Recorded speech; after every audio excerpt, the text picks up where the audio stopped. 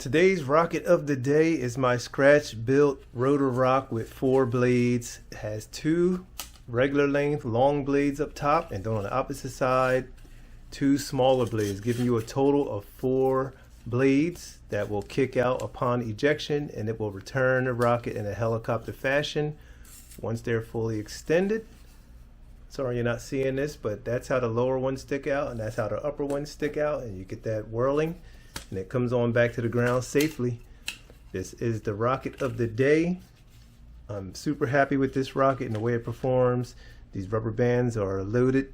It keeps them in place until the ejection fires and burns the thread that runs in the inside of the body, which releases them.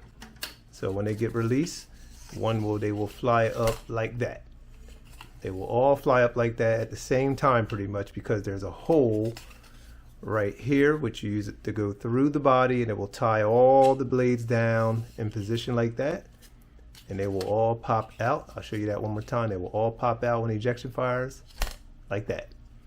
This is my rocket today. This is my 4-bladed custom scratch built rotor rock. One of my greatest builds. I'll consider this one of my greatest builds.